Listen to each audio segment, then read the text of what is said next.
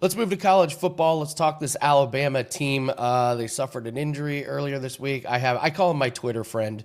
He's an Alabama alum, and he absolutely hates this team. Does not like the coach. He's just absolutely miserable. It feels like the Alabama fans are not a big fan of what's going on down there, but they're big favorites here in this one. How do you see this game going?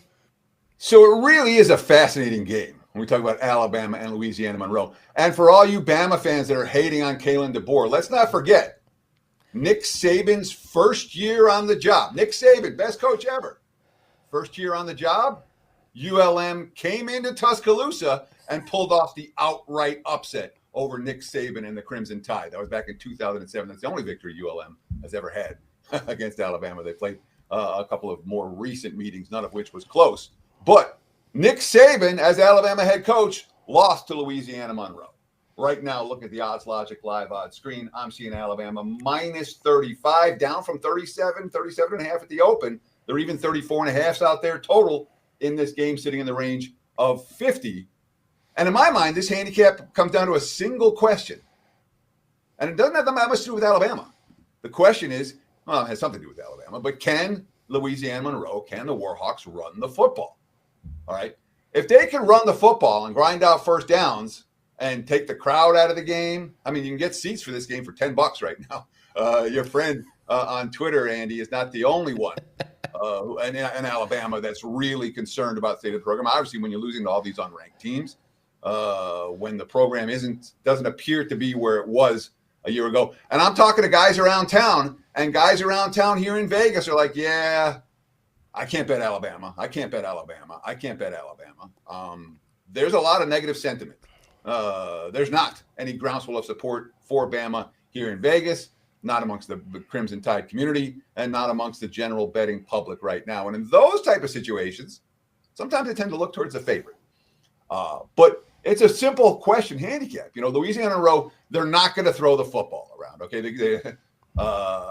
they beat Nichols State last week. They didn't throw the football well in that ball. It's all about, you know, and of course, the coach, Brian Vincent, yeah, we're going to celebrate all victories. Victories are hard to come by in Division I football. I'm proud of our defense. Pulled off a shutout in that ball game, obviously.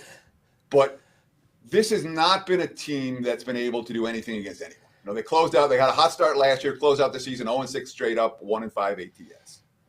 They went to Texas last year. They lost 51-3. They got 7 first downs in that game. In 23, they lost 47-3 at Texas A&M. In 22, they lost 52-10 at Texas and 63-7 at Bama. In 21, they lost 45-10 at Kentucky. They've not been competitive or able to move the football in any of these step-up ball games. They ran the ball last week. Alabama got gashed on the ground. If ULM can run the ball here, they can shorten the game, and they can take the crowd out of it. The pressure gets higher and higher in Alabama, and it becomes a problem for the Crimson Tide. That being said, I'm not convinced that ULM is going to be able to run the football here. The price is getting cheaper and cheaper to support a Crimson Tide team with something to prove. And if Alabama gets rolling here, all right, if things would start working for Alabama at some point, it's not a scenario where I'm expecting them to take their foot off the gas pedal.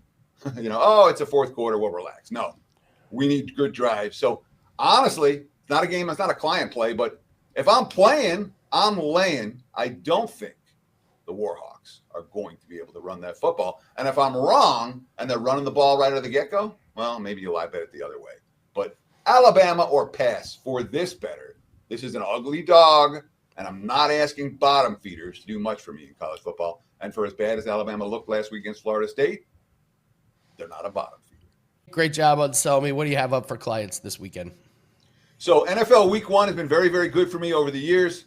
I had a very frustrating loss that was, you know, when they score in the first 8 possessions of the game and are about to score in the 9th before fumbling, you expect to cash those over. It didn't happen last night. That being said, I'm expecting a big weekend. The NFL Week 1 prior to yesterday was 30-11, so now it's 30-12 over the last 10 years. 8-2 with the big tickets. Locked and loaded with 3 plays on Sunday, including a 5% big ticket. College football, I have a single best bet winner up right now. We'll load the rest of the card over the course of the next hour or two. Check out my page, wt.buzz/TC, and get on board. The 7-day, $77 all-access pass is absolutely the way to go. Get every play, every day, college football, NFL, MLB. Again, my homepage, WT.buzz/TC, or just check out the website. Wager.